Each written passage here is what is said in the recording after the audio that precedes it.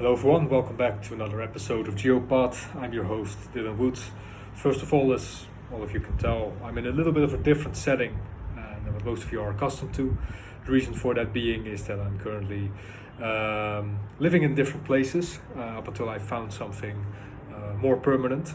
So I'm currently in pursuit of that. So you might see or encounter a variety of different settings over the course of a few next uploads that I'm going to give. Let's address the elephant in the room. It's been a while since I've last spoken to you, since I've last recorded, since I've last posted anything on this channel. The reason for that being, well, as I've told you all previously in some of the previous uploads, I'm currently engaged in a plethora of different projects, many of which are in the final stages, so I should be able to conclude those relatively soon and then focus more of my attention on this channel. Some changes in my personal life have also occurred recently that have prohibited me from uploading as much as I wish to. That being said, 2026 will be the year in which I will continue to develop and fully professionalize this channel, at least to a further extent than I have been doing thus far. I aim to at least come up with a regular uploading schedule. I will aim to upload at least an episode once a week. Obviously, you will get shorts, multiple shorts throughout the week, and then possibly a strategy breakdown, shoot it in your eyes. Furthermore, I like to enhance the quality of the recordings. I'm currently trying to purchase more cameras, more software pertaining to streaming and video editing, so I can disseminate the highest quality of content as I currently can. So that's going to be two of my goals for this channel coming this year. Now let's delve right into the subject matter. Obviously a lot has occurred since last I recorded. I won't go into all of that right now. I will highlight some of the things that have occurred, and I will truly focus on two topics for this episode, which is obviously the Greenland situation, which is still developing, which has escalated severely over the course of the past few weeks. And I will delve a little bit into what is happening in Iran and some of the repercussions or conclusions or results from those protests we may see in the geopolitical sphere. Let's start off with Greenland, right? Everyone is talking about Greenland. Everyone is talking about Trump's wish to take over Greenland, as he phrased it, as he articulated it. And I just want to give you a little bit of context as to what makes Greenland such a strategic asset for the United States, where Trump is right, where Trump is wrong. And I've said this before on one of my social media channels, I think it was LinkedIn. This whole Greenland situation, it's so easily solvable that it makes one's head hurt. It shouldn't be an issue at all, and yet as of this moment in time, it is the greatest issue within the geopolitical sphere. So I will talk a little bit about that right now. So first and foremost, we must understand what makes Greenland so appealing to Donald Trump.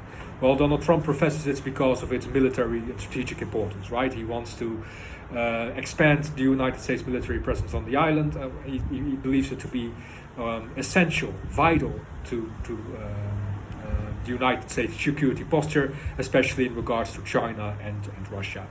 So that's what he professes is the main reason. Now let's talk a little bit about that. Is Greenland strategically and militarily important for the United States and for the Western Hemisphere? Yes, it is. Is it as important as Donald Trump professes it to be? Or is it as vital or dire as Donald Trump professes it to be? No, it's not. So what makes Greenland so important? Well, first and foremost is its positioning in the Arctic, right? The Arctic is starting to become a very contested region, mainly due to the fact that, right, the ice caps are melting, meaning the waters are opening up, meaning more trade routes, strategic routes are starting to gain shape. Obviously, Russia and China are trying to utilize some of those routes to increase their trade, to increase obviously their economic fortuity, and also to, of course, enhance those potential routes for potential military efficiency and military effectiveness, or at the very least, an enhanced military presence within the region. Now, here's where Donald Trump is wrong. He says that if I do not claim Greenland, Russia or China will. No, that's not going to happen. First and foremost, let's start with Russia. First and foremost, Russia is barely able to make marginal gains while suffering tens of thousands of casualties almost on a monthly basis in one of its neighboring countries. Russia is far from able, at this particular moment in time, to initiate an invasion on one of the largest solitary landmasses in the world, which happens to fall on the NATO territory, meaning it will trigger Article 5 and escalate into a full-out war with NATO. Russia will not invade Greenland because, well, one, it can't, and second, by doing so, it would make the gravest strategic mistake in its entire existence. So that's off the bat. China faces a similar problem. China is way too far away to launch any significant military operations against Greenland at this particular point in time. China's focus is on Taiwan. That's what China is focusing on. China is also focused on Greenland, but not militarily. China is focused on Greenland economically. We'll delve a little bit into that more later. So Donald Trump professing that Russia and China are going to take over Greenland and that threat of a Russian or Chinese invasion is imminent is simply false. It's disinformation. It's false. It's a lie. It doesn't exist. Though that threat is not real. Now that doesn't mean that there is no Russian or Chinese threat overall. Like I said again, we'll delve into that a little bit more later. Now the second thing that Donald Trump has been quite vocal about is Greenland's importance regarding the United States missile defense strategy, and he's not wrong there. But, however, the United States currently has military bases in Greenland that, for just that purpose, missile defense, air defense, space surveillance and reconnaissance, and early detection. So those systems are already there. And not just that, but the United States is allowed to expand its military presence, or to expand the operations of those military bases under the current agreements and the memorandums they have in place. So, of course, if you want to expand your missile defense capabilities in Greenland, pertaining to the Golden Dome or any other equivalent operation or project, sure. But then again, you have the capability, you have the means, and you have the license and the memorandums to do so. So there truly is no problem. And you don't need to control or militarily control the entirety of Greenland to utilize Greenland for your missile defense purposes. You don't need to. Therefore, you have your military bases, which have been in place for a significant amount of time, who are said to do just that. So both of these reasonings are kind of bogus, which brings us to the real reasons why Donald Trump is interested in Greenland. Let's start with the first one. Greenland is one of the Earth's greatest deposits, or greatest storages rather, when it comes down to rare earth elements. This very same rare earth elements that the United States is going ever more in shortage of. Greenland has a vast amount of mines, but there are two mines in particular that are incredibly important to the United States. Those are the Kvanjefjeld mine and the Tamberes mine. Now, both of these mines have a vast amount, an abundance of natural resources and rare earth elements on top of that. And at the same time, many of these mines are also very high in uranium quantities. But we'll delve a little bit into that more later. So obviously, the United States wants to expand its mining operations there. Now, funny enough, mining license and memorandums have been in place for a couple of years now. However, they haven't been extended under the Biden administration. Obviously, this aggrieved Trump significantly, and perhaps it has caused him to believe that in order to continue with those mining operations and make sure that they last, that those mining memorandums last and will continue to be fruitful to the future future administrations, whether that be his own administration or potentially other administrations, he needs to have a more solid presence within Greenland in order to ensure that. So here it's all about the natural resources and the rare earth elements. Now, why does the United States need rare earth elements? Well, you need natural resources and rare earth elements to bolster your military, to bolster your economy, to bolster your industrial bases. And there has been a shortage of especially rare earth elements in regards to the United States and their storages. At the very same time, graphite, for example, is a very important natural resource that the United States is growing short of. Contrary, however, China currently possesses approximately, I believe it's 80% of the world graphite storages, I don't believe it's exactly that amount, or it's a little bit shorter, a little bit more, but I believe it's approximately 80%. So obviously, Donald Trump wants to get a hold of those deposits, get a hold of those storages, and mine their resources before the Chinese get a hand on them. And there he's not particularly wrong. We have to understand that the Chinese already have memorandums with multiple mining sites in Greenland. The Kvanefjeld mine being the primarily one, in which I believe China currently is the second largest shareholder within that mine. And I believe they created they formed or they signed the memorandums in 2018, 1 year prior to the memorandums the United States of America signed, also under the Donald Trump administration, I might add. So obviously, those rare earth elements are of great importance, not just to the United States of America, but to NATO as well, right? You don't want a landmass that falls under NATO's umbrella to fall into the hands of China or Russia. Even if it's not militarily, you don't want it to fall into their hands economically, or you do not want them to profit from it economically or in any way, shape or form for that matter.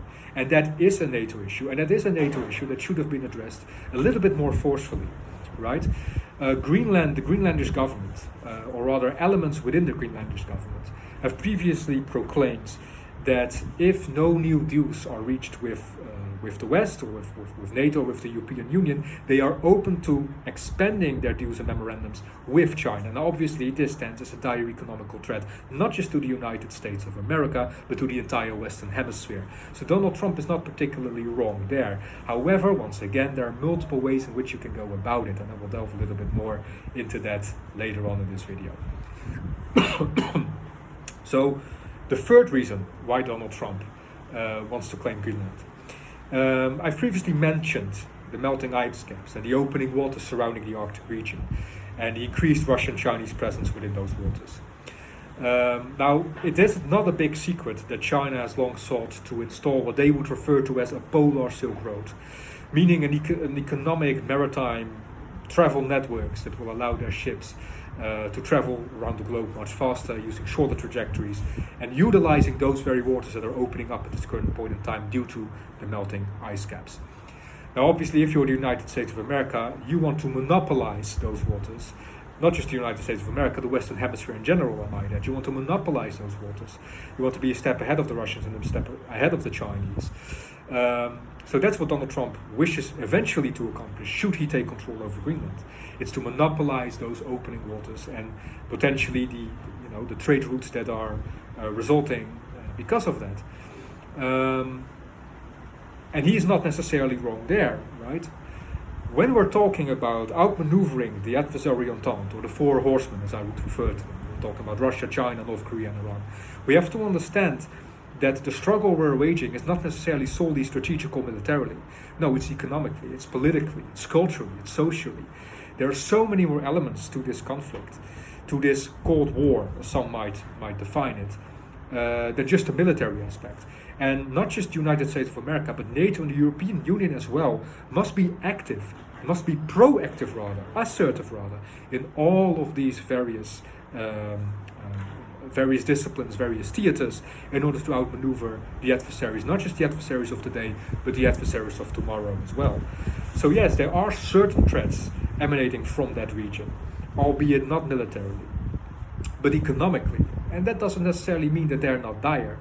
They're just not as dire as Donald Trump professes, and there are easier ways around it than Donald Trump speaks about in his rhetoric. And that brings me to kind of the main point, I guess, of today's video, and that is how easily solvable this whole situation is. When we're talking about Greenland, we're talking about NATO territory. We're talking about a territory, we're talking about a landmass where the US already has a military presence. It's allowed to expand its military presence. If the United States truly has its own economic fortuity as its top priority, with their own with their own national security strategy professes and proclaims, then they should pursue partnerships with Europe, then they should pursue partnerships with NATO, then they should make this a NATO endeavor, rather than a solitary one, meaning they have to pay for all the costs themselves, they have to pay for the logistics, they have to pay for the infrastructure. They are solely responsible for all mining contracts, for all logistical contracts, for all industrial contracts. We're talking about billions upon billions upon billions. And we're talking about a very hostile and volatile climate, I might add. I believe Greenland in total, I believe, only has 94 miles of road over its entire landmass. It's meaning you have to construct roads, you have to install significant logistical networks, something that the United States has always dependent, at least partially, on its European allies for.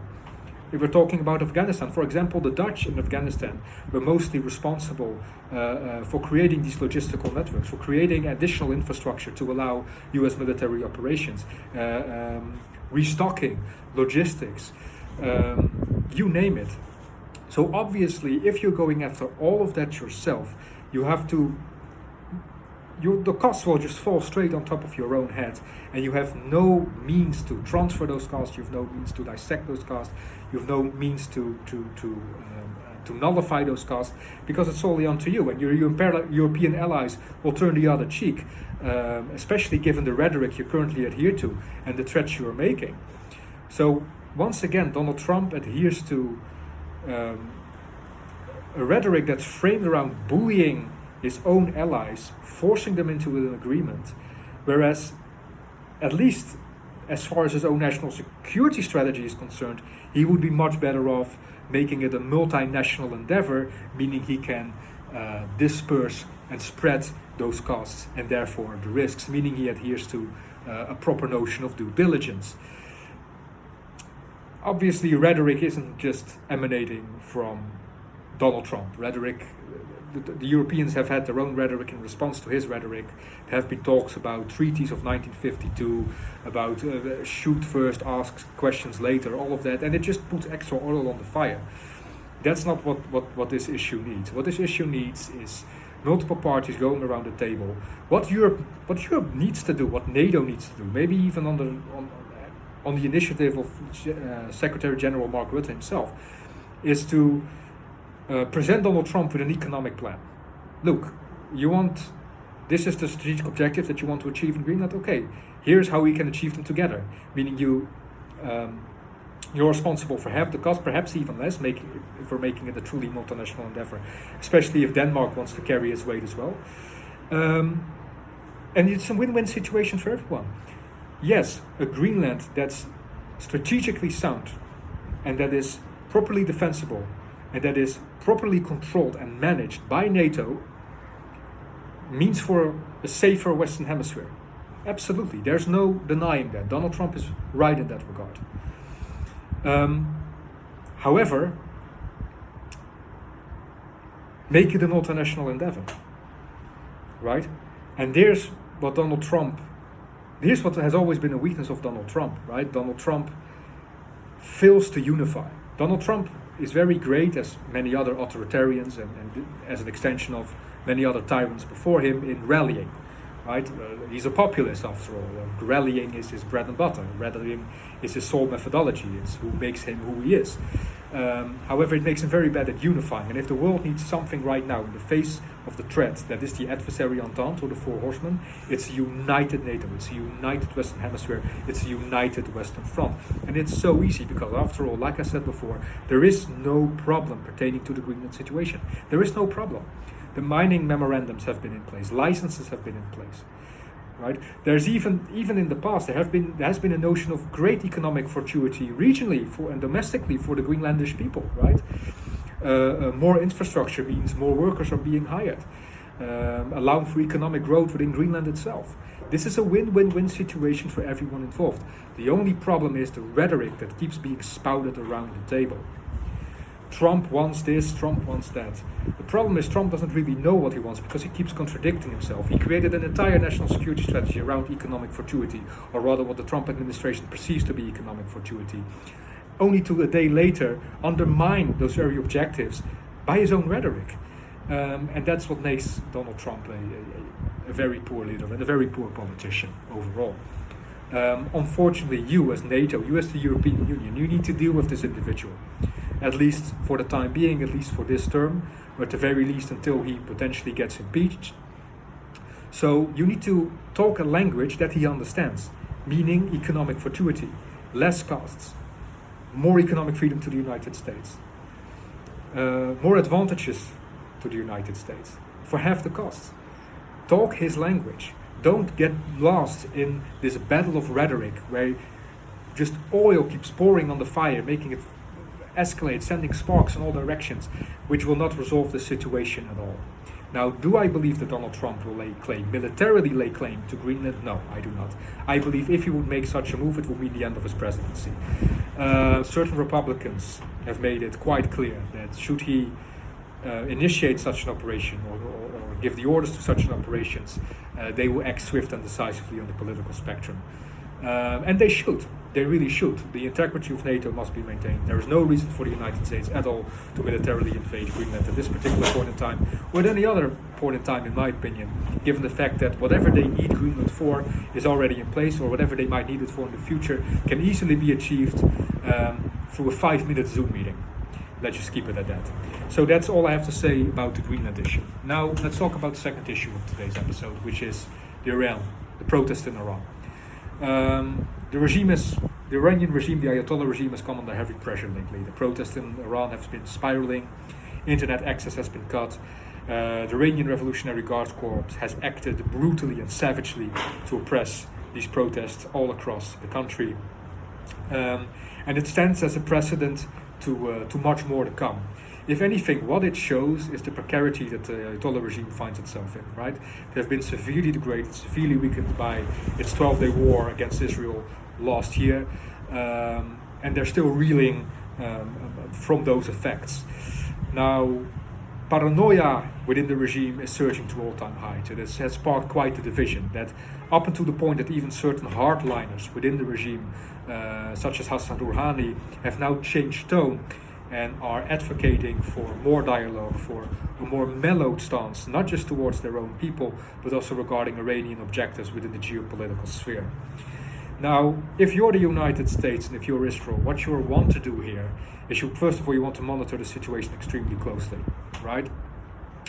And I want to refer back to a video I've made a couple months ago regarding the Israeli-Iran war, where I highlighted a mistake that the Israelis made, or rather something that they could have done differently, a bit of part of their preparation that they could have done differently in regards to their objectives within Iran, and that is utilizing, supporting, and properly organizing the opposition militias within Iran, particularly those within Kurdistan, but pretty much every other cell operating throughout Iran's rural provinces.